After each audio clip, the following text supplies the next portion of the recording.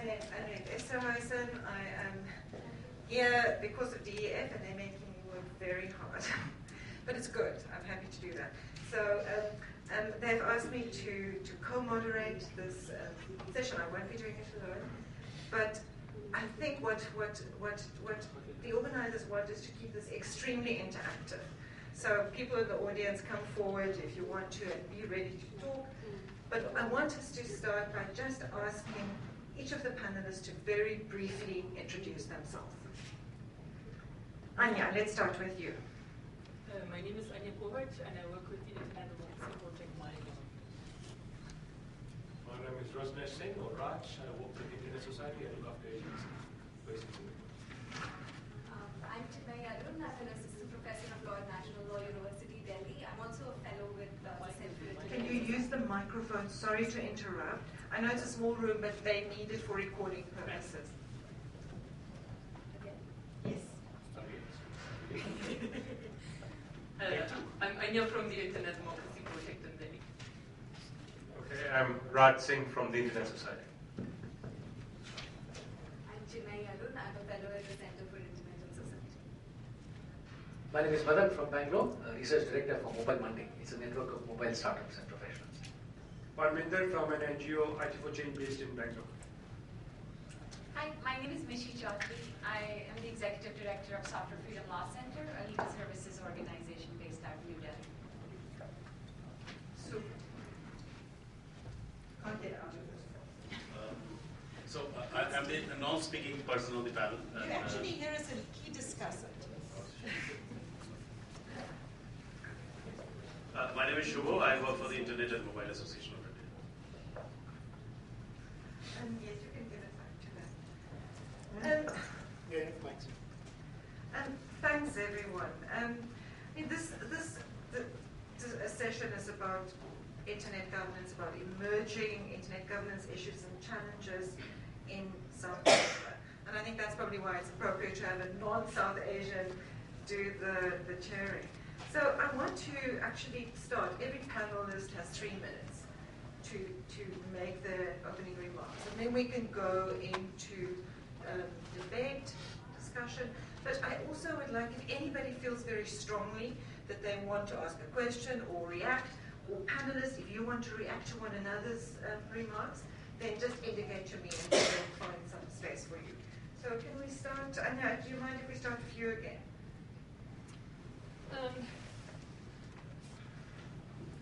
Do you have any more concrete questions? And yes, what are the key emerging issues and challenges for Internet governance in South Asia from your perspective at this point in time? Okay. I guess our work, we have been working under the Internet Democracy Project since August last year. And the idea was to look at how the Internet restructures not just authoritarian countries but also democracies, because that was something that got far less attention. And almost immediately, I think for us, the focus then became freedom of expression, because in every democracy, freedom of expression is a core right, in the sense that without freedom of expression, it's very difficult to support other human rights as well. So in the whole network of rights, free speech seemed crucial. So the challenges I look at in particular are the challenges that have arisen for freedom of expression. And I think the 2 big trends there over the past year, actually slightly longer, but it's clearly come to a head in the past year, are hate speech on the one hand and security issues on the other hand. And I think in both cases also, sometimes our reaction is to say, to kind of want to wish away the problem, because we are very concerned with the strong protection of free speech as citizens and civil society organizations. But I think it's really important that we look at these challenges in more depth, and that we ask more clearly what exactly are the issues here. In terms of hate speech, for example, I think in India the debate at the moment is quite muddled. anything that possibly offends somebody seems to be categorized under hate speech, which is incorrect. Under international law, there are far more stringent definitions of what hate speech actually is. And I think it's a really dangerous, slippery slope to kind of break down that wall. So I think it's important to bring back in some of that clarity in terms of definitions, but also look at some of the real problems that are there. So for example, in all this debate we've had in the past week about Section 66A, the minister often refers to the fact that one of the reasons the section was brought in was because of the harassment a lot of women have to deal with on the internet, and that they wanted to have a quick way of dealing with that. I'm not sure how effective the provision is in dealing with that kind of harassment, but it's most definitely true that that harassment exists, and that it's a pervasive problem, and that it's also something that has to be dealt with. So I guess my broader point is that for me these are two, hate speech and security, as two crucial issues, and also the need to go much more in detail about where exactly does the problem lie and how does that play out specifically in our society. Thank you, Anya. Subo, do you want to go next? I'll just make a few brief comments with your permission. One of them is that I'm really the odd man out, I think, a little bit with the niche, because we represent industry primarily in our working lives, and not civil society. So I probably will say that one fundamental thing that we have seen, whether it is to do with business or to do with citizens or to do with any sort of rights, is I think a strong argument coming out.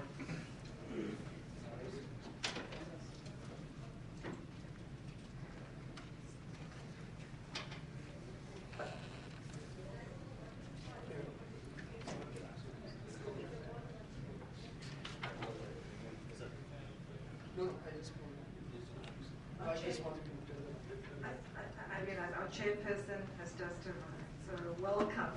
And I'm very sorry that we started without you. And as soon as the person speaking currently is free, then we'll give you a chance to introduce yourself and say some words. So we'll just go ahead. Okay, so having put that, confession that I represent industry, so whatever I say, please take it with a pinch of salt. I'll make some 2-3 remarks which I think are interesting in this debate. Is that, first of all, internet is borderless, but laws and regulations are not. That's one fundamental point. Second fundamental point is that we've heard it repeatedly being said that the law is good, but the implementation is bad, which I think is a bad argument to make. And third, I think the standards and values on which we base our laws should be based on what we collectively feel as citizens, as industry, or whatever communities we represent. And secondly, they should not be die in caste. There should be some flexibility. And the last point that I want to make is that what we have seen is that, with reference to the particular IT Act that all of us are so fond of talking all the time, is that that act was actually passed in the parliament in 2008, before there was anything called social media in this country. And we must admit that there is a certain lag between, don't nod your head, it was passed in 2008 at 8 o'clock at night, I know it very well. Because the rules came out in 2011. So what I'm trying to say is that there is a certain lag between the development of technology and the laws and regulations catching up with them. I think the key here is that you need to recognize that technology is moving ahead very fast, so the laws cannot be made 5 years after the technology has come to the market. There has to be some semblance of, some parity between the law being made and the technology that is meant to address. So I think these are some of the fundamental points that I would like to raise. And I think on a different note, we are not very sure even what the phrase internet governance means in our country. So I would like our eminent panelists to kind of shed some light on these more fundamental issues than talking about specific sections of the IT Act or the other Act. Thank you. And now welcome Mr. Kumar, who's the Joint Secretary of the Department of Information Technology. It doesn't matter at all that you're late, because what you don't know is that we started late as well. So don't feel bad about it at all. Mr. Kumar, do you want to make some remarks? What we've done so far is just to give every panelist 3 minutes, but in your capacity as chairperson, I'm going to give you the floor next. I think maybe let me get the flair of what's going on, so maybe I can join in a little later. Okay, that's fine. So who wants to go next? And maybe you respond to Subul's question about what does what do we mean when we talk about internet governance in South Asia, internet governance in India? Who wants to go next? I'll go. Yeah, it corresponds to the basic question which Anriette asked about if we have South Asia as a community, what kind of issues we bring to the global level. And that's certainly important, the kind of issues which Anya spoke about, hate speech, violation of freedom of expression, and there are many repressive regimes, there are many repressive aspects of apparently non-repressive regimes in this area, and these issues are very important. But I will try to talk about issues which are specific to places which are underdeveloped. And South Asia is home to the greatest number of poor people in the world, by far. I mean, there's simply no comparison. And if we as a community start talking about internet governance, what are those issues which are uniquely poverty-ridden countries, poverty-ridden situations, which we bring to the international areas?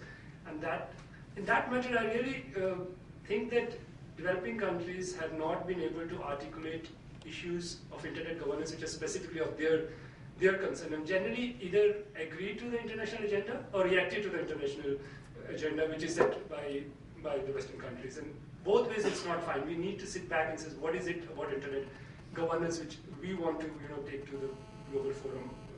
And we just go and say we want more of investments, we want more connectivity at village level. Many of those issues are national level issues. They are not governance issues, they are infrastructural issues. So what are these key governance issues? And that would be a good thing if we get together at India level or at South Asia level, IGF, and that kind of issues which should be precipitated. And I'll give you an example. Somehow, even at the ITU discussions currently going on at WISIT, which is the World Conference on International Telecommunications, somehow many developing countries, including partly India, seem to have language which slightly or more than slightly compromises the principle of net neutrality. Thinking that since a lot of content comes from the West into India, if we make the content companies pay for the transmission over telecom lines, we'll get a lot of money. But that's a very wrong thing, because if you start a sender-based regime, finally what will happen is that you would crowd out your local content and your local IT industry, which will not be able to develop applications and content to compete with the global things. And they will be happy because they can always pay and get their content carried. So network neutrality, I think, is one of the biggest issues. If we can shape our positions around it, I think would be good. But there are other issues, but I thought I should give one indicative issue, which is very developmental. Thank you, Anriette. Thanks, Mamita. Yeah, putting on my Mobile Monday hat, I think another issue unique to India, to pick up what Parinder said, is there are more people accessing internet through mobile than through landline and PCs. So mobile internet is a very important issue for internet governance as well. Even without internet, if you just look at SMS alone, there have been many controversial decisions by various state and central governments in this region to block SMS traffic at various points, such as during a bomb attack and things of that sort. Unfortunately, some of these regulations have also played havoc with a number of mobile startups.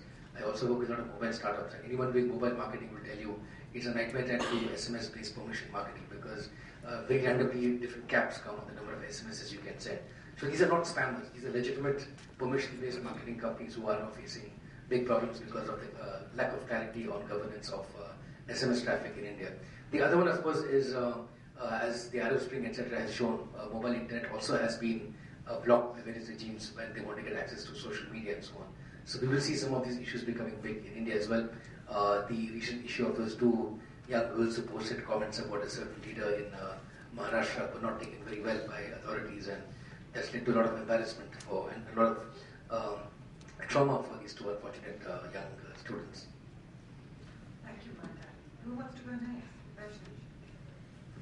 So I'm going to go back to your first question, where you asked what are the emerging issues in this region. So I'm going to be a bit of a dissenter and take a step further back and actually further up, I don't know how to say. Not just South Asia, but I'll talk about Asia Pacific in general, which is the region that I look after. So, and these are personal comments, not the Internet Society's comments. One of my current grave concerns is where we're headed in terms of how governments interact with the Internet.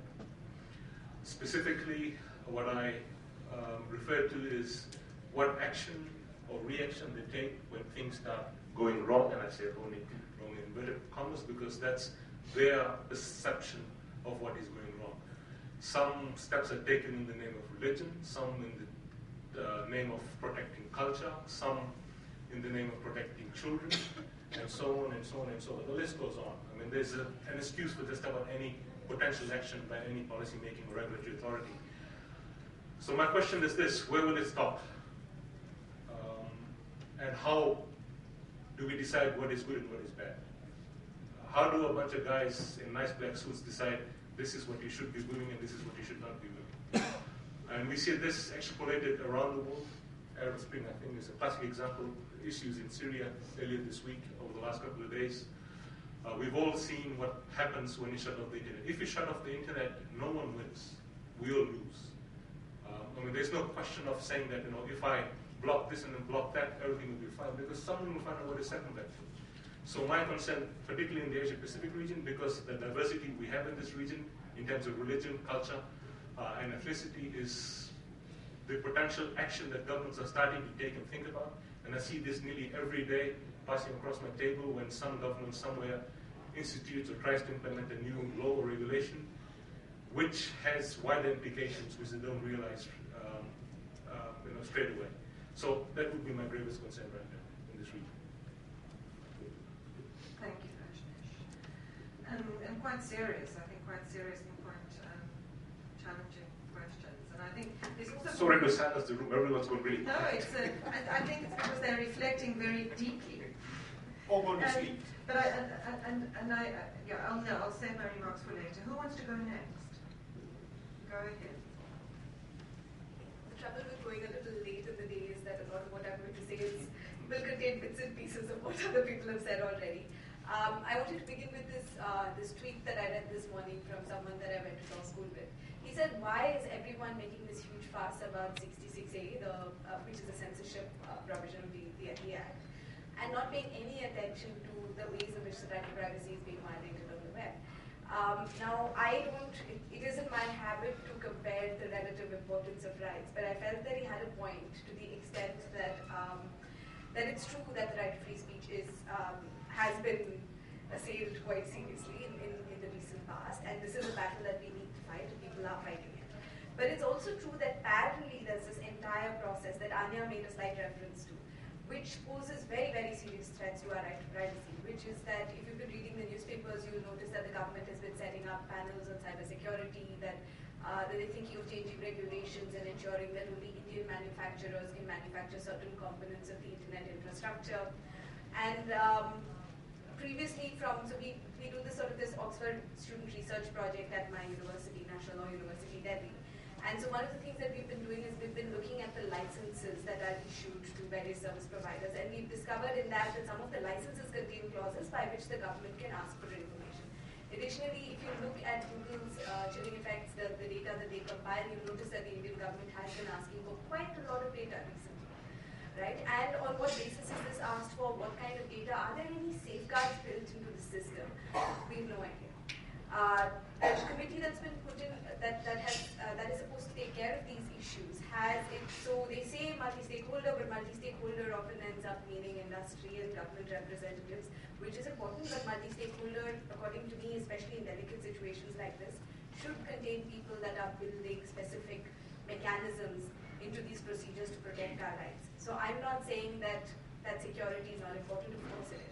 But in taking care of our security concerns, we can't ignore the degree to which our rights are being violated, right? So if you put a video camera on every street and maybe find a way to monitor each citizen in the country, yes, of course you know what they're all up to, and you'd probably be able to pick them up if anyone committed crime, but you cannot commit such a grave human rights violation.